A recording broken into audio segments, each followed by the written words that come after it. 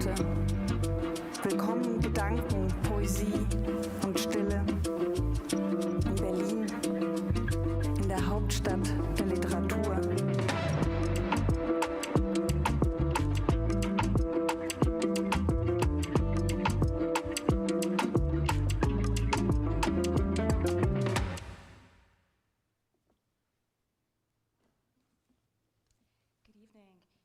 Thank you so much for being here. Can you hear me? My name is Sonia Falero, and I'm so very pleased to be in conversation with two people that I admire very much.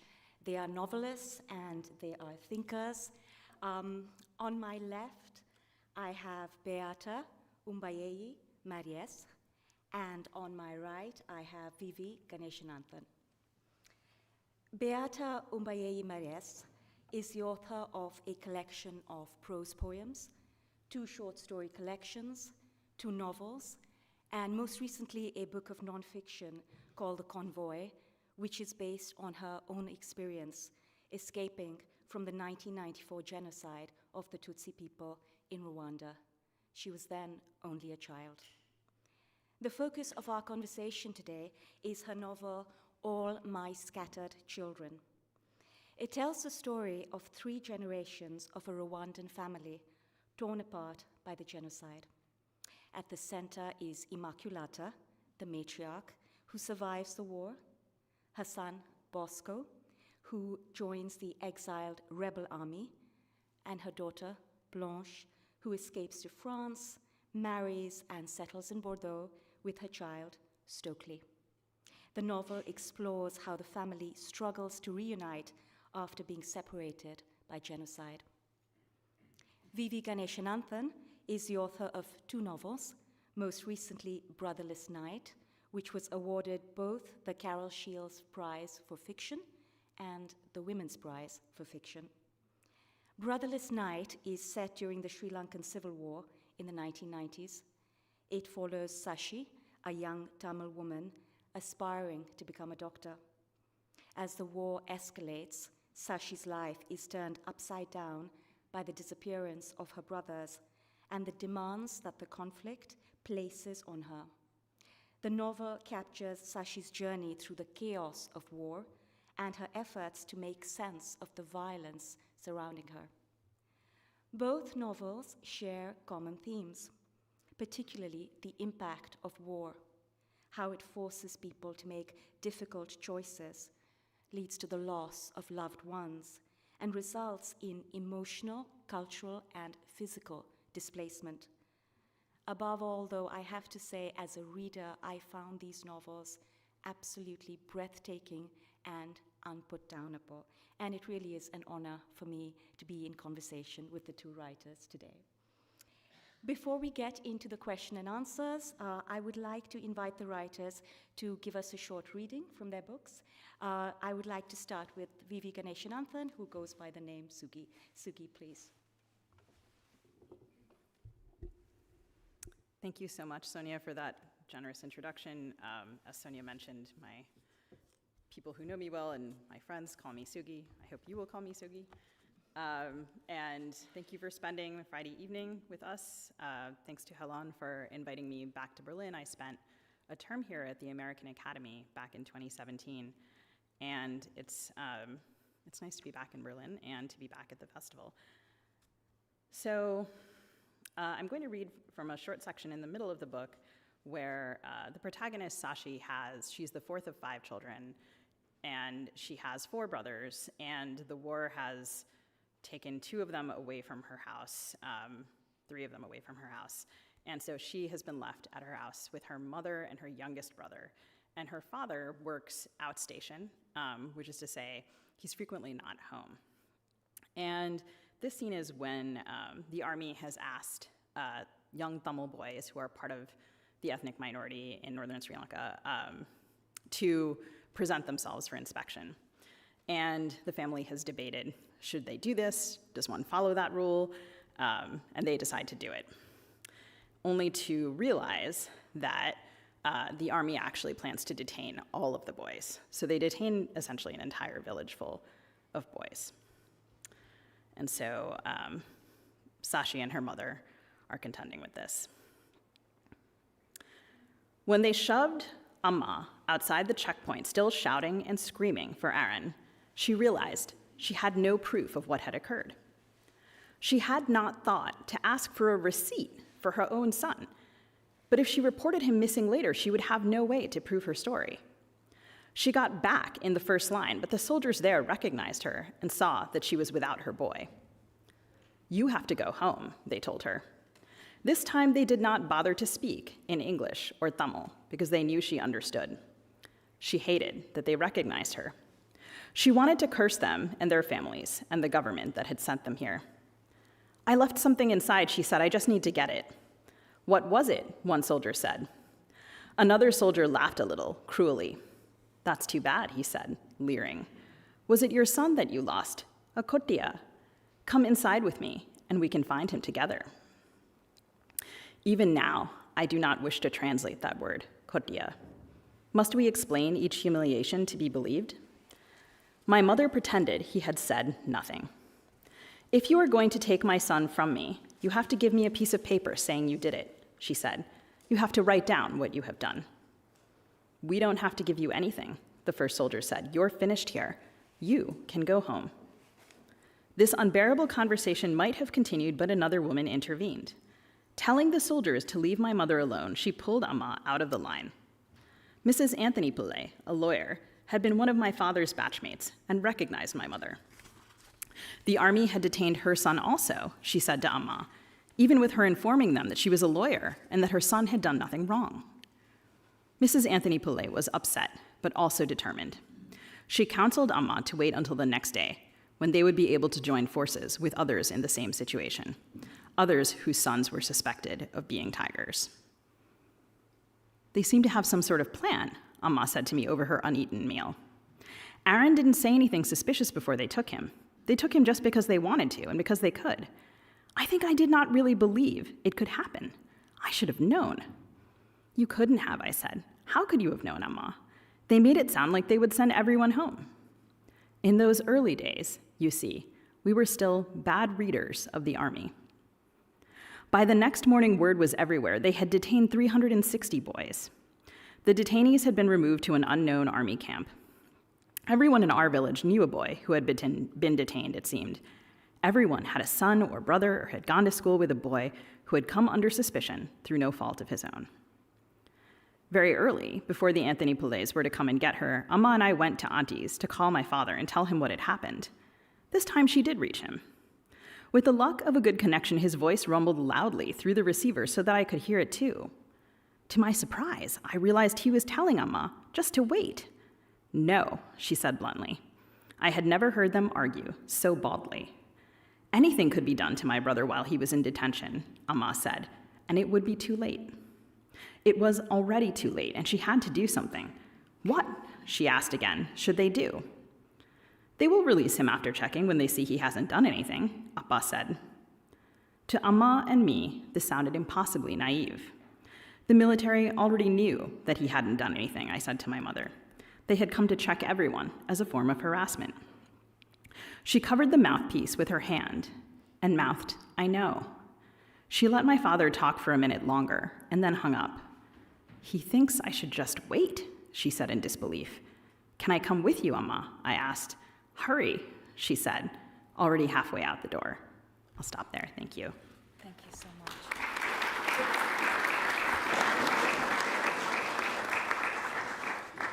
Thank you, Suki. Beata, may I ask you to read some pages, please? Good evening, everyone. I'm so happy to be here. Thanks for the festival, for inviting me, and I feel so lucky to share the stage with such talented women. Before reading, I would like to apologize because I'm Francophone. I read and write and live in French, and so I will certainly make a lot of mistakes. So sorry in advance. I'm going to read from the very beginning of my novel. The character who is speaking is Blanche, She's the daughter of Immaculata. She's of mixed race, and she's coming back in Rwanda after 3 years. She left just at the beginning of the genocide, so she's reuniting with her mother.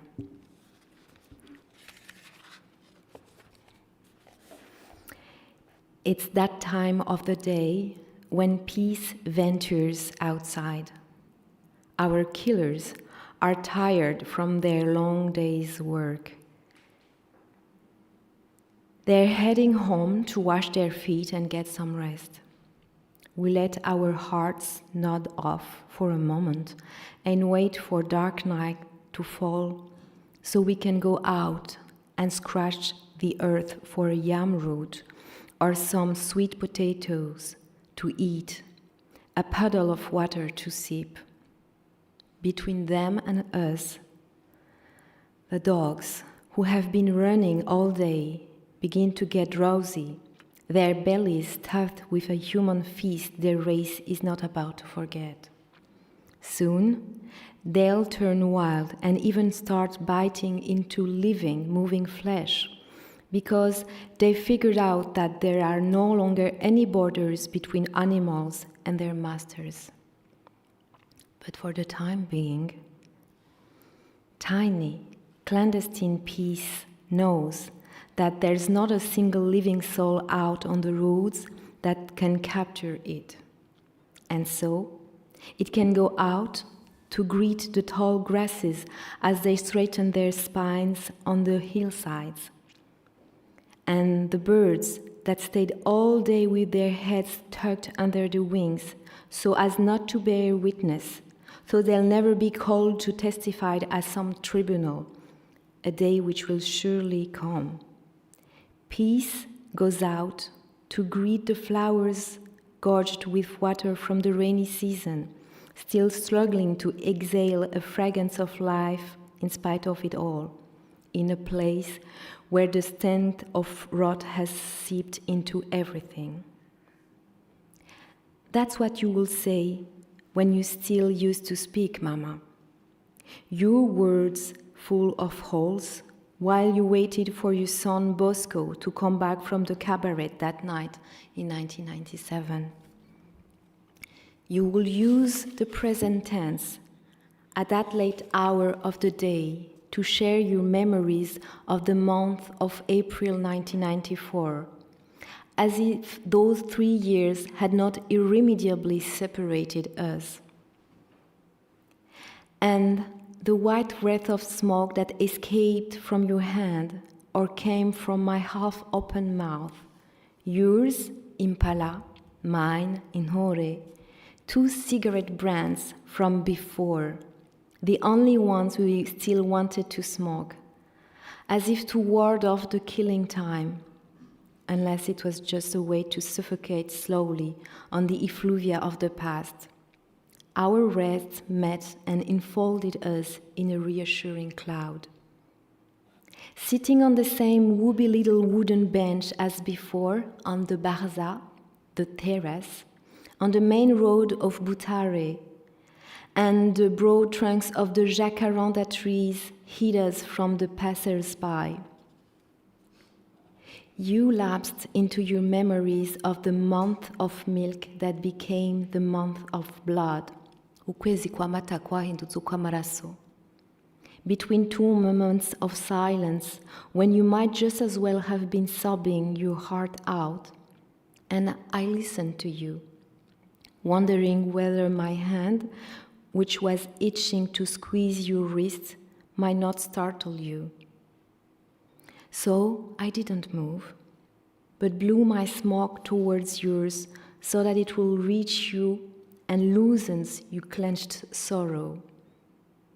Although I know nothing about chemistry, I recall that lovely word, sublimation, from the time our teacher explained how solids turn to gas, and I thought there must be a procedure which, in the same way, will allow organisms that had become rigid to blow away in the form of smoke, without dying for all of that, simply in order to meet harmoniously in the ether, invisible to anyone going by. I pictured myself as Inhore, a warrior dancer with long ivory hair, carrying a blunt lance and a tiny shield of sculpted wood. Resuscitated words.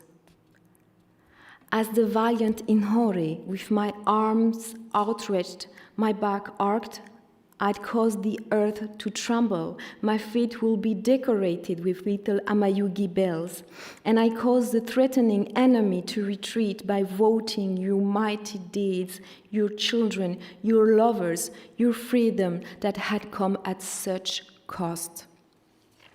And while the night helped us to vanish quickly into the gloom of the Barza, I listened to your voice, nodding my head.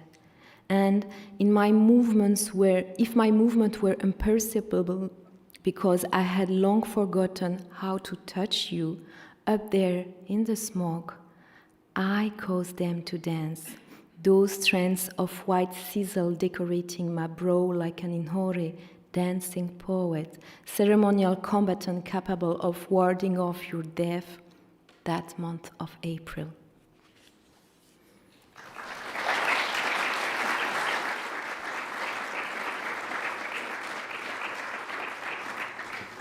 Thank you so much. Beata, you gave the keynote speech yesterday. It was very powerful. When you were speaking, you mentioned this word that I have heard you repeatedly talk about in interviews, and it's also in your book. The word is transmission. It clearly means a great deal to you. Can you talk to us about what you mean when you talk of transmission? And could you place that in context of great violence, personal violence, political violence, the violence that we are seeing in the world around us today? Oh, that is such a large question, but accurate. For me, transmission is first an experience that you have in your own family. And all my books talk about the silences in families, the things that you don't say, thinking that you're protecting your children. And this is the story of this family. Immaculata doesn't tell the reality, the truth to her children. And the first one is, who is your father? Who are you from? And what is my history before you were born? She tries to paint the walls with colors and things that reassure them. So this is the first thing, the transmission of the family story. Mm-hmm. And if you lack that, and you don't have the possibility to put you in a transmission, in a history, know where you're from, where you're going. If you don't know where you're from, it's really difficult to know where you're going, where you're heading to. And this is in everyday life, in normal, in a peaceful time. But when above that comes violence, whether war or even genocides, then there is a more crucial question of those who are born after that. What are we going to tell them? How do we transmit to them, give them the information of what has happened, what it did to us, but not in a way of traumatizing them, because this is often what happens to survivors. They don't want to traumatize their children, and they don't want them to see their parents at their most vulnerable moment, when they were about to be killed, when they were reduced to insect, when they were not considered as human, because you don't want your child to see you that way, so you don't talk to him. And so this is it within the family. And then there is the transmission on a larger scale, in a country? What is the story that you're going to tell to the population in order to rebuild the country, to rebuild the society, if it is possible? And what is not said? Because, of course, there is a political agenda there. And so yesterday I was talking about the importance of listening, but before listening, there must be people who talk, who say things, and this is something that is really hard. And maybe what I was saying yesterday about people thinking that a genocide is unspeakable. Survivors want to talk, and they want to talk to the society, they want the world to know. But there is another part that I didn't talk about yesterday, is what is it to talk to your children. And this is a reality. The hardest part is to talk to your children. This is where, and people think that because there is a silence within the families, it means that the people don't want to talk. It's easier to talk to a stranger. Anybody here, when you're on a trip and you meet someone, and you're not going to have a longer relation with these people, it's easier to talk to them. It's easier to talk to a stranger. But the transmission within the families is really hard, and this is what it is about in this book. Thank you. Sugi, I want to ask you a question along the same lines. Beata experienced the genocide in Rwanda, and all her work, or much of her work as a result, it has been colored by that personal experience. In Brotherless Night, you tell the story of another war, the civil war in Sri Lanka. It's not a war that you personally experienced. You're American, you were born in America, but your family is Sri Lankan Tamil, and your family and your larger family structure was deeply affected by it and had very strong, potentially sometimes polarizing opinions on it. Can you talk to us about something that you've said in how you saw the war, which is or rather how you saw the war being talked about? You said you felt a great anger.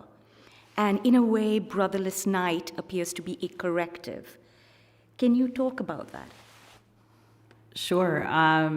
Thank you for the question. Beata, I will be thinking about transmission for a while now, I think. I think that a lot of what I heard about the Sri Lankan Civil War as a small child from quote-unquote official sources was propaganda. And as that became clearer and clearer to me, as fractures appeared in those stories, I was very interested in those fractures. And I think, Chimamanda Adichie has spoken about the danger of the single story and what is propaganda but a single story. So I was interested in telling a messier version, which was one that emerged both from within my own family, but more than that, from people I sought out with whom I had the relationship, in some cases, that Beata has described, that I might ask them to tell me the story of what had happened to them during the war, and they knew that they might not see me again. And also that I had not any particular agenda for hearing it. So it was a great privilege to have a lot of those conversations with people who were very generous with talking about what had happened to them and who were interested in piercing those sort of single-minded narratives of the state, of Tamil militant groups, which had also put out their versions of narratives, of the international community, which had its own versions, Indian peacekeepers who had their own versions, the Tamil diaspora, the Sinhalese diaspora, and then all of the porous places in between all of those groups, because of course there are members of those groups who belong to the other categories. So I think it is to some extent a rejoinder. Mm-hmm. Okay. Can you talk about how that rejoinder was received? Sure. I think I'm just at the beginning of understanding how that rejoinder will be received, because the book is in English and will be translated into a number of other languages, and I hope into both of Sri Lanka's national languages, Sinhala and Tamil. And then I think I will have a real measure, because right now, at least in Sri Lanka, the people who have access to the book there's right now a massive tax on books there, massive VAT. So first of all, who can afford books? And then second of all, who can read it in English? So I'm aware that it's a thin sliver of society. I think that some people are surprised that the kid who was receiving the transmission might have gotten it close to right.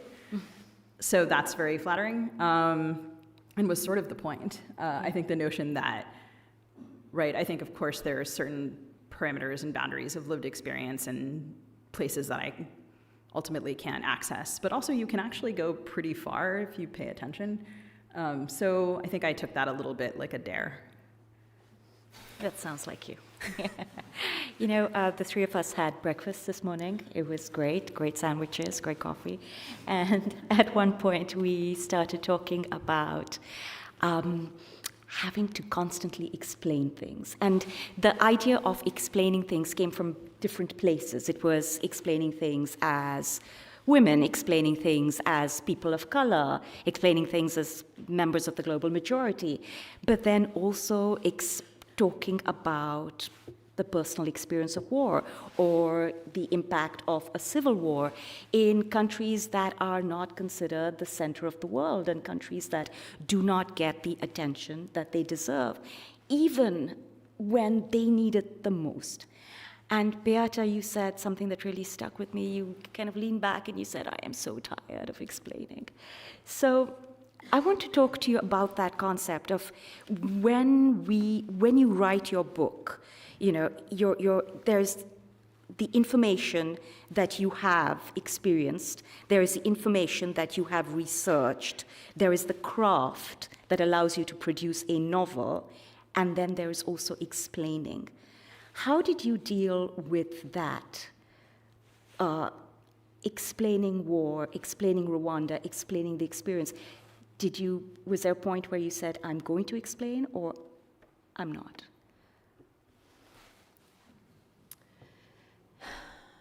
You have to explain, and it's a great responsibility. Sometimes you even have to explain to your publisher, because they may like the language, but they don't know what are the right words they can use, they don't know how to present your book, because the thing is, the story of Rwanda was, do you say mistold or badly taught from the very beginning? And here I am explaining.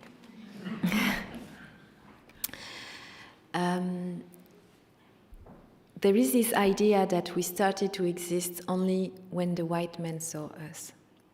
We entered into history when it was written by others.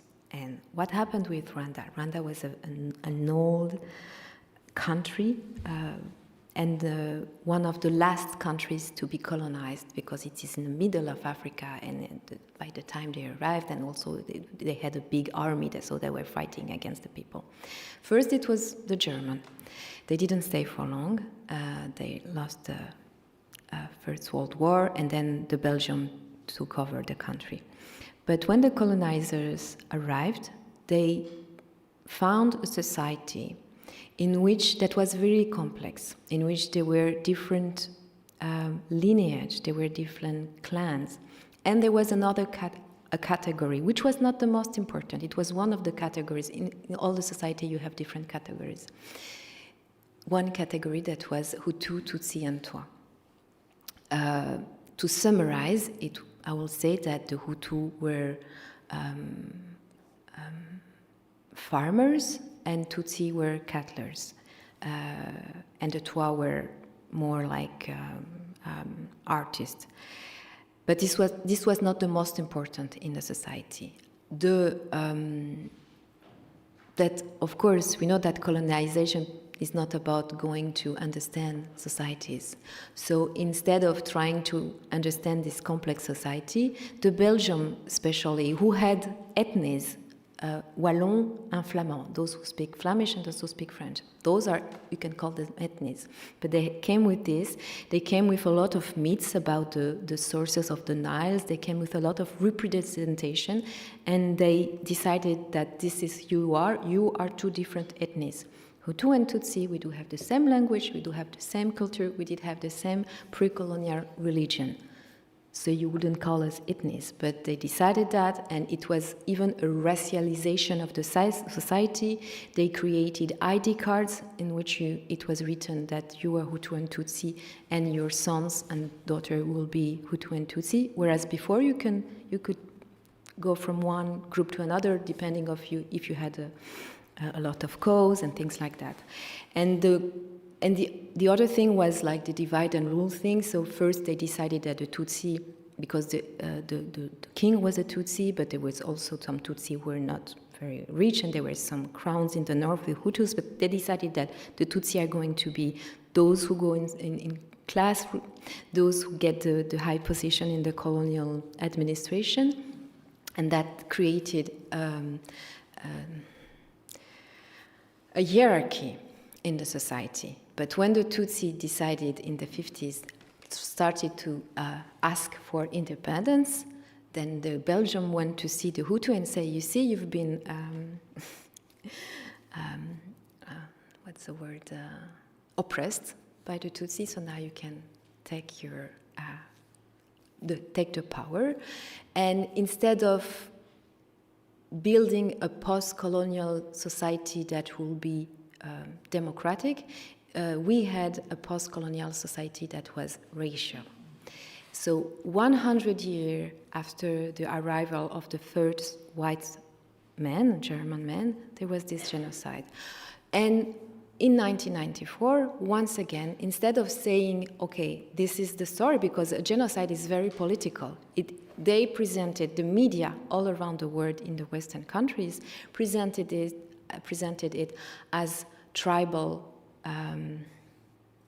hatred, and that we have been massacring each other for a long time, and they didn't see that it was political, that it was modern, that it had been planned, and so 2 times we have been mispresented, and our history was wrongly told to the world.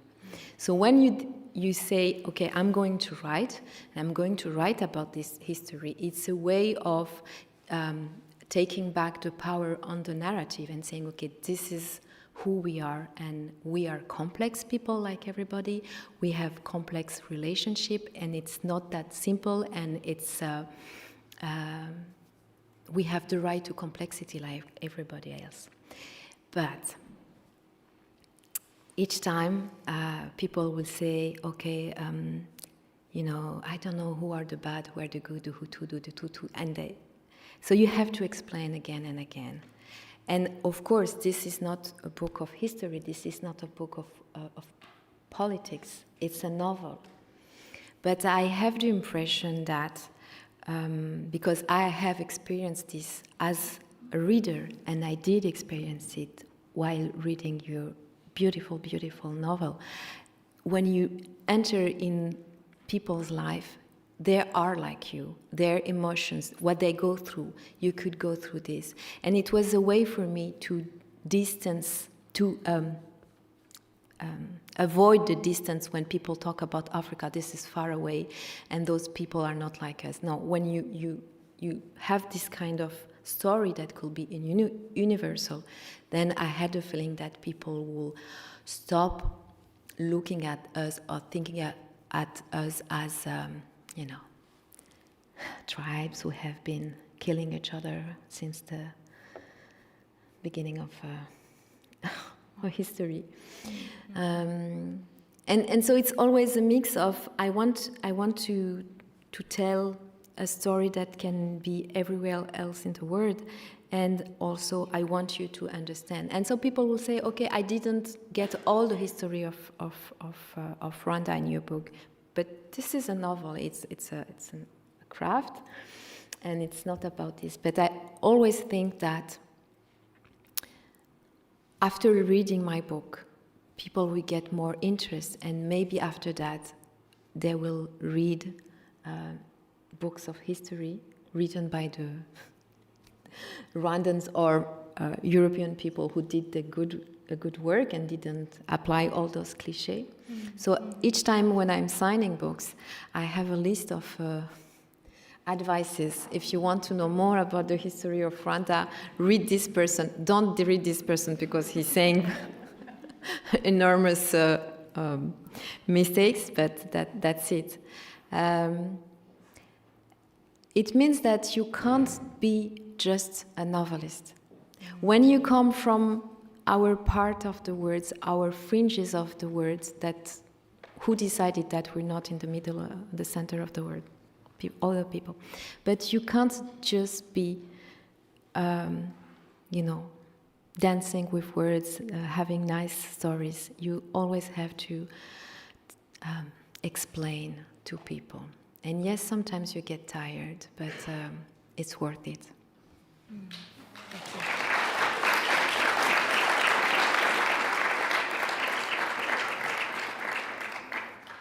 That was so profound. You can't just be a novelist, and I think absolutely correct.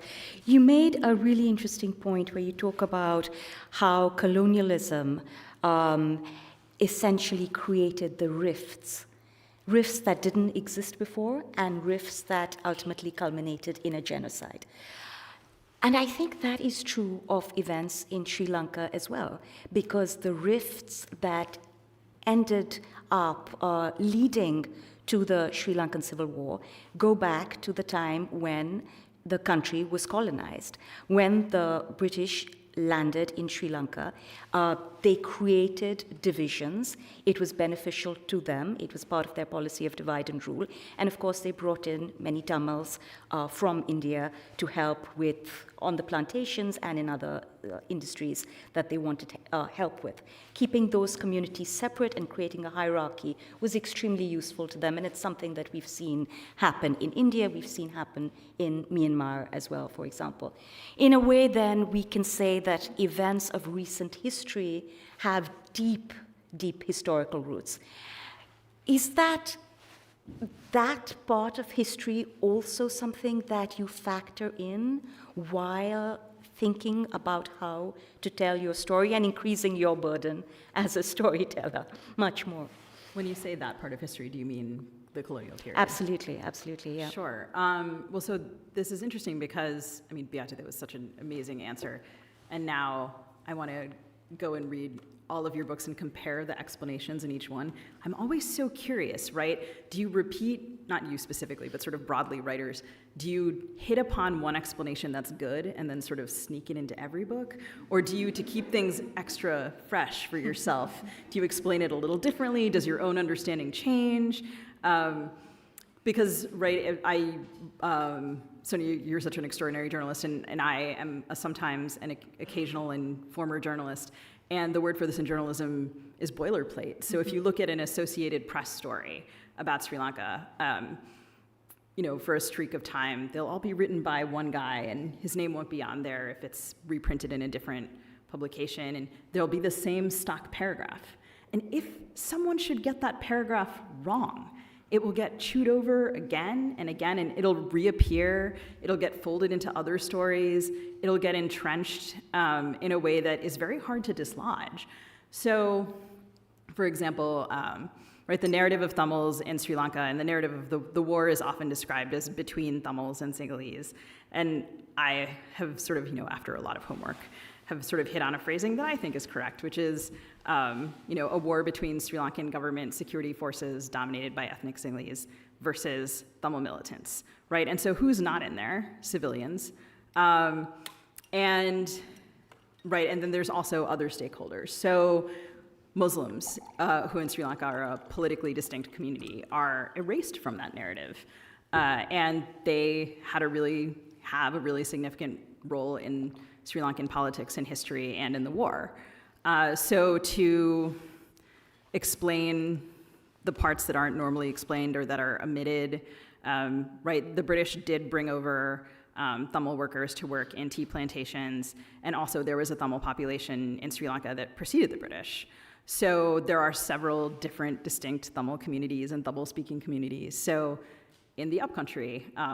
There are upcountry Tamils, Malayaha Tamils. They speak a particular dialect. There are Tamil communities in each city. There's the Muslim community largely speaks Tamil. So how do you explain all of this, right? This is an enormous amount of work. You're not kidding about that burden. And I think that I did engage with that colonial history, and then also, I guess I am also hoping to invite the reader to do more homework, and my publisher asked me to put it's like a little bit of a recommended readings list in the back of the paperback, and it's not in the hardcover. And I frequently get asked that question, and then, well, there are some books I left out. Which isn't to say that, right, there are some books I left out that I just left out because the list is how long can it be, and also some books I left out because they're bad. And because they explain things in a way that I can't agree with.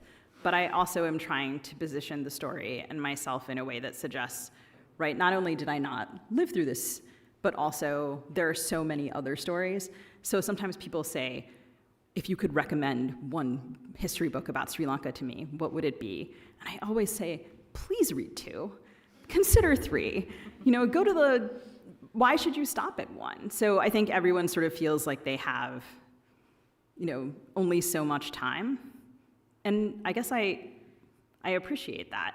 And also, if something is of interest to you, one of the great pleasures of books is following those rabbit holes, to read about something because someone has written about it well, or because you discover that you care about something that you didn't know that you cared about. So I think in my case, there are unfinished moments or little dangling things in the book where the narrator, who is a little annoyed about explaining some things herself, is sometimes asks the audience, why do I have to explain, and why do you get to sit there? So she's not above saying that. I think one of the skills that you displayed in Brotherless Night is the fact that you have this incredibly propulsive story, and yet at the same time you invite readers to participate by educating themselves further. When I was reading Brotherless Night, I kept stopping because there was something in there that I thought, I just need to know more. But then I kept going back to the book. Oh, good. But it is great writing that talks about the world is also an invitation to a reader. It does not offer an explainer. It's not the first, last, and only book. It is saying, this is one work, and I invite you to continue educating yourself. Is that something that you also think about when you're writing? What is your expectation, or what is your invitation to the reader when you write about Rwanda? Keep on reading. Do you imagine that someone will say, if I had to read only one American book, what should I read? No. Or one French book, whatever. And there was a publisher who once told me, Beata, it's going to be difficult for us to promote your books because how do you say this, créneau, the space is already taken. And I said, what do you mean? And she said, there is already a Rwandan writer in the, literature sphere. This was a French young publisher, very Saint-Germain-des-Prés. And this was a few years ago.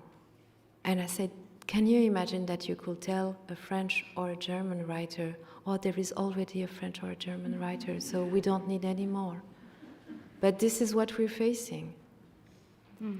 So, me, I'm a person, and we were discussing that with Helon Abila because he's fantastic in that, is there's no point of being the only black person in the room.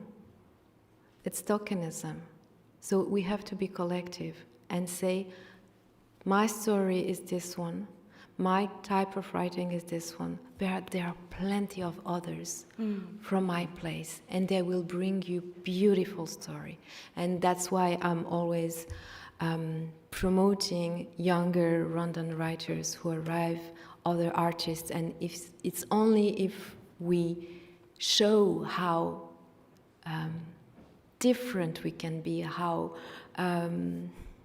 generous we can be, that people will see us not only as representative or, sometimes people say the woman, and I say, whose woman, whose wife? In French we say la femme when you talk about women, and I say, no, you can't have a singular representation. We are different, and this is the most rich experience that you can have. So, yeah, read more and more and more, and there are more coming, don't worry. There are some people who might think that's ominous. There And are this more is coming. Because in France now we have this extreme right, and not only extreme right, even the right, saying le grand remplacement, like we're going to be replaced by strangers. No, there's room for everyone. We can share, and stories are even more interesting when they come from far away. This is why when you're a child you want to read stories not about your neighborhood but about, strange words. This is why you have a fantasy, because we need things that make us travel and realize other things and open our minds. So it's the same thing with your shelf, a bookshelf. There will be always enough place for all our stories.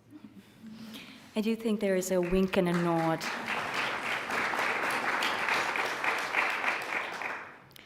There is a wink and a nod to the power of storytelling in both your books. In Brotherless Night, Sashi, who wants to become a doctor, ends up joining a women's study circle, which is really just an excuse to read books and just tell stories. And of course that ends up having a profound impact on her, because books are political and storytelling is profoundly political. And in your novel, Immaculata only survives the war because she's protected by a Hutu bookshop owner who allows her to stay in the basement. But I do want to also talk about the exquisite level of craft in your books.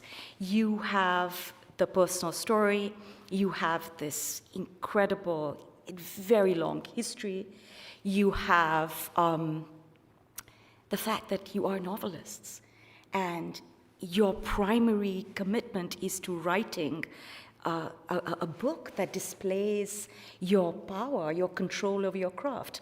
So can I ask you to talk about your creative vision for each of your books?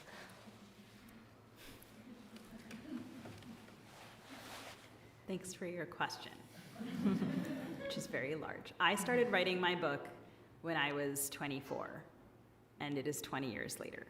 So I don't know how much of a vision I had at that time.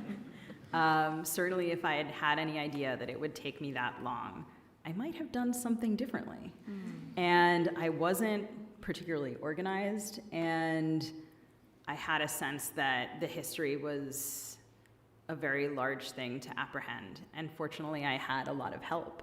So I think if I had a vision of it as a creative vision for it, I think one of my visions for it was that it was like some of the history upon which it is based, very much an act of communal storytelling.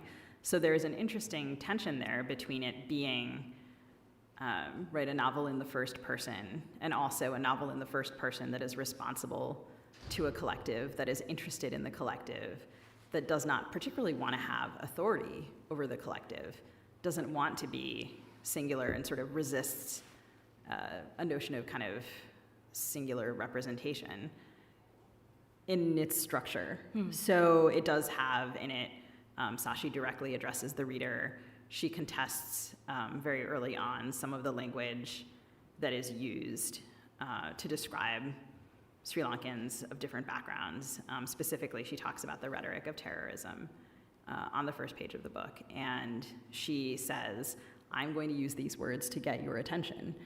And I promise you that this story will dismantle these words for you. So she's a little bit, she's a somewhat frustrated and as much as she's nostalgic for the moments before violence, she's nostalgic for her family as she originally knew and loved it, and all of the things that she's lost. And she's also interested in her own responsibility, and then also how she can be accountable to the people around her. And one of the ways of doing that is to ask the reader, why are you here? Why are you here reading this story? What do you think that does, right? Because what kind of action is writing and reading? What's the difference between that and action, where something changes? So she's interested in that gray space, and sometimes she's angry about it. So I think thinking about that tension between individual and collective was very useful for me and gave me a clear path to her voice, maybe. Thank you.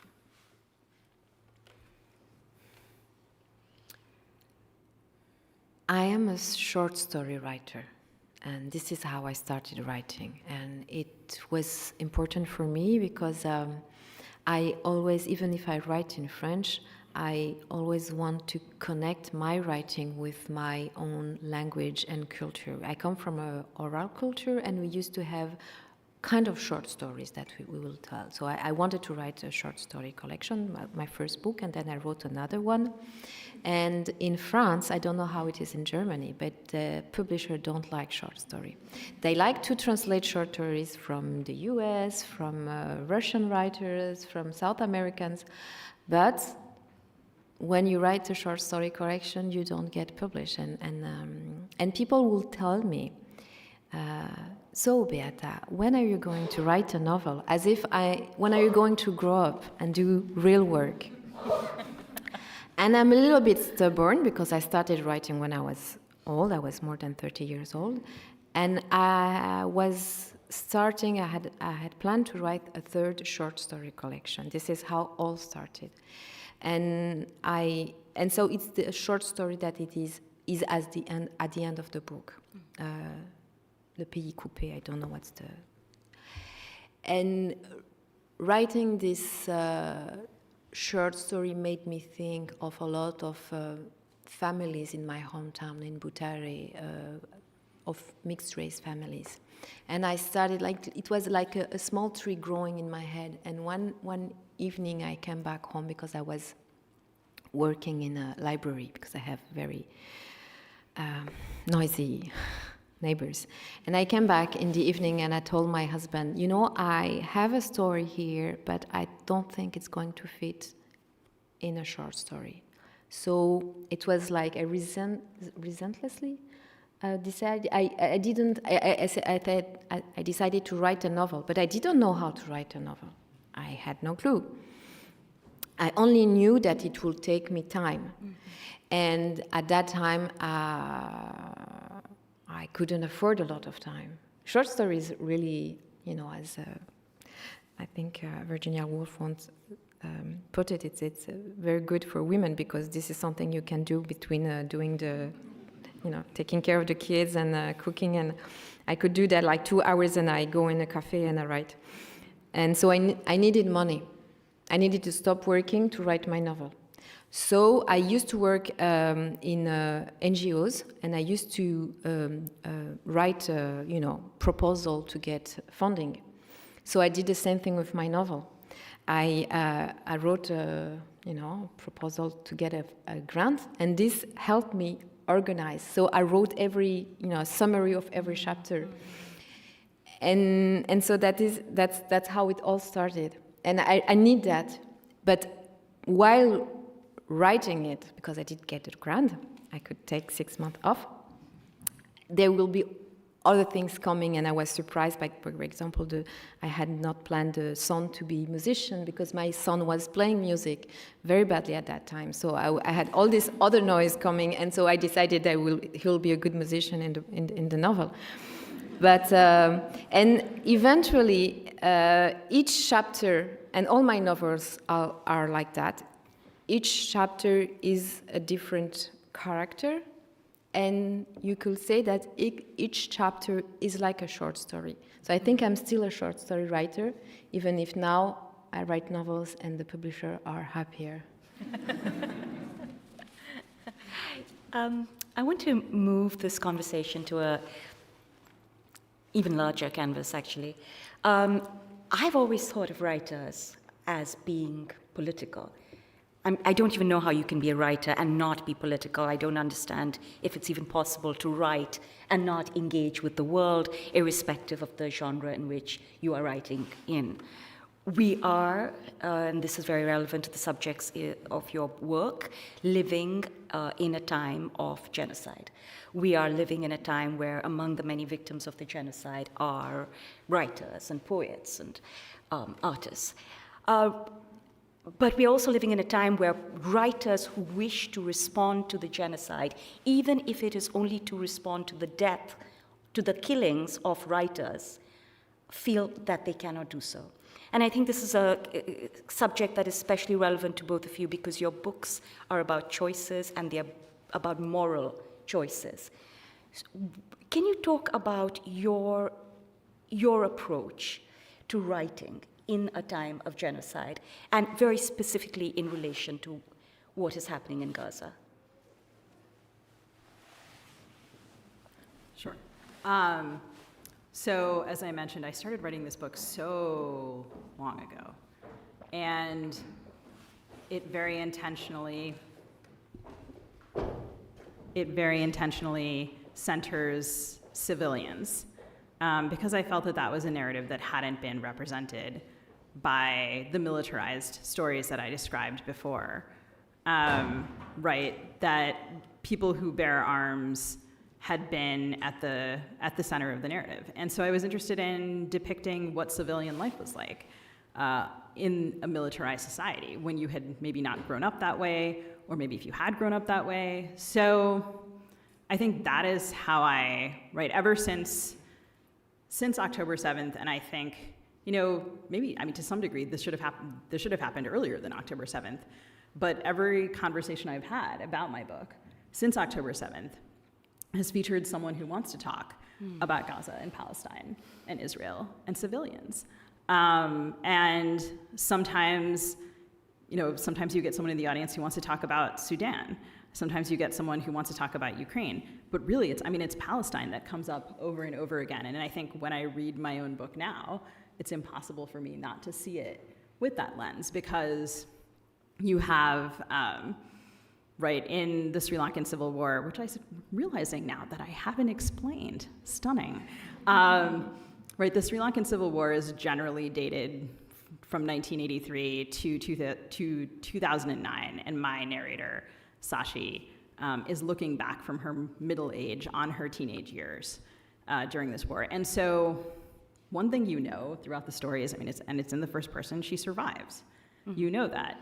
And of course, now we're gripped by this horrifying watching of not knowing how many people will survive what is going on today, to be in solidarity with civilians, to be in solidarity with people in Gaza, to be in solidarity with hostages, to be in solidarity with people who are trying to critique their states, and then also people who, in the Sri Lankan Civil War, I think that people had to develop language to critique nationalism within their own community, and that included me, right? Because Tamil nationalism took such a strong hold in the wake of the anti-Tamil pogroms in 1983 that really began the war, and were not the beginning of ethnic tension, but were sort of the moment that recruitment became very possible, right? The section that I read, Sashi's brother is detained not because they really think he's a militant, but yes, as a mode of harassment. So kind of every young man under a certain age becomes a suspect. And what kind of feeling does that generate? What is that if you are all suspects? Then, right, this is also a tactic. So to kind of study all of this, the rhetoric of terrorism, to find the places where I thought it didn't work, right? If we talk about terrorism, and I very rarely use this word, I use the word militant on purpose. Because if you use the word terrorism, then you also should talk specifically about state terror. And we don't have the apparatus. We have to develop better language and better apparatus to hold people accountable for harm that comes to, you can't ignore any act of violence that's happening to another person. And which doesn't mean that you should be ahistorical, or that you sort of shouldn't pay attention to the long history, but when we have these mechanisms that for international justice that very obviously don't work, we have to hold ourselves accountable for that not working. So some of this book is about, right, the UN appears in this book, right, and I think I remember sort of towards the end of the Sri Lankan Civil War thinking, the UN doesn't do anything. What do they do? And so I went and talked to some people at the UN, and thinking about that as a mechanism of like who is the UN, right? And I started out thinking the UN is someone else, it's not me. And in talking to people, what I came to understand was that the UN is made up of member states, and the member states have different levels of power, and I would love for that to not be true, but it is. And so, no one else is making up the UN, sort of I make up the UN. It doesn't mean that I don't know, I'm one of many people, but if we don't think of ourselves as part of those institutions, if it's the ICC or something else, these international actors, right? Right. So part of this book, I was interested in understanding how militancy had actually arisen from my own community, which it did, and I was also interested in talking to the people who had been critical of that at the time that it happened. I was also interested in just kind of understanding the erasure of military violence. There are things in this book that I knew people in Sri Lanka's south, which is dominated by the ethnic majority Sinhalese, they didn't know. They actually just had no idea. And so I would fact check things, which meant sometimes discovering that the story I had heard about the terrible thing the state did was totally true, right? Whether it's schools being bombed or massacres at hospitals, the narrative of Indian peacekeepers during this war is, if you read memoirs by Indian peacekeepers who were there, by and large, they portray themselves as heroes. That was one of the first fissures that I kind of saw because I had grown up on stories of their atrocities.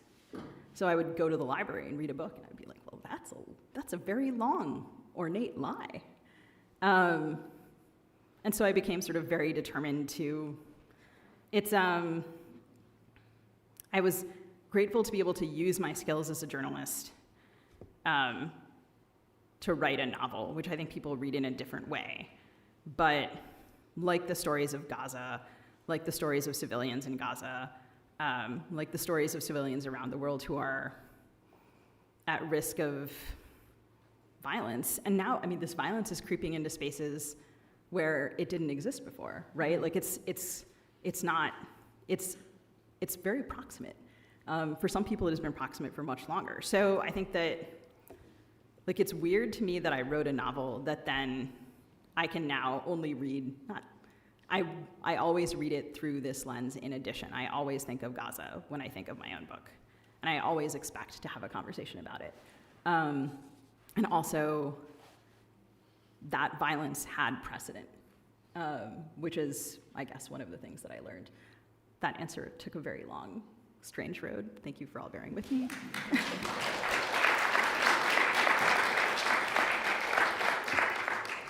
Thank you.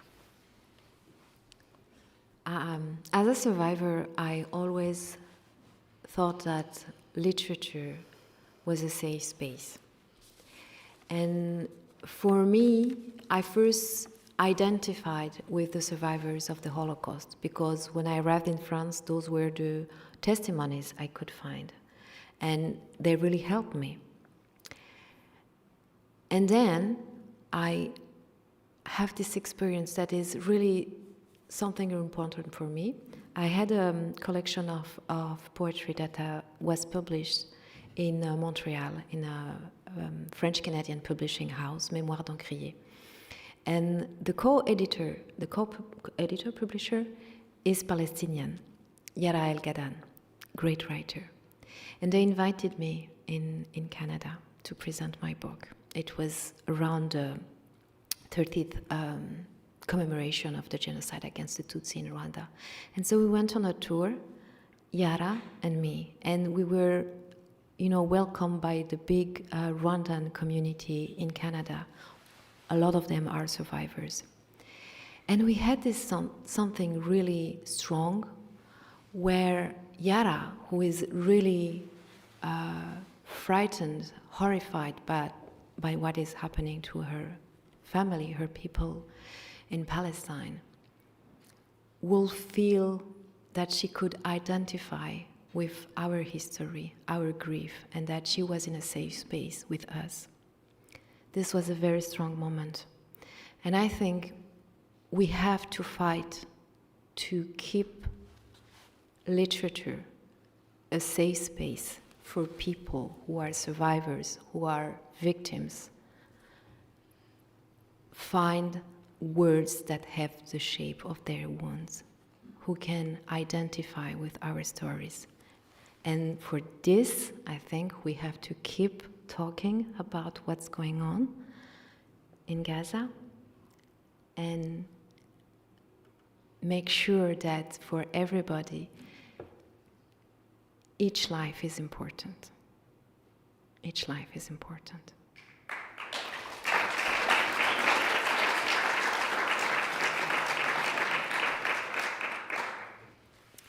I'm afraid we have come to the end of this discussion, but I am glad to say that both Beata and Sugi's books are available, so please do buy them in abundance, give them to your friends, and the authors are available to sign them in the upper foyer. So with that, I want to thank our incredible writers, Beata and Sugi, for this extraordinary evening, for their powerful words. I'm so very grateful to have had this opportunity, and I thank you all for coming here and listening to us talk about these rather powerful but very necessary subjects. Thank you so much. Thank you, Sarah.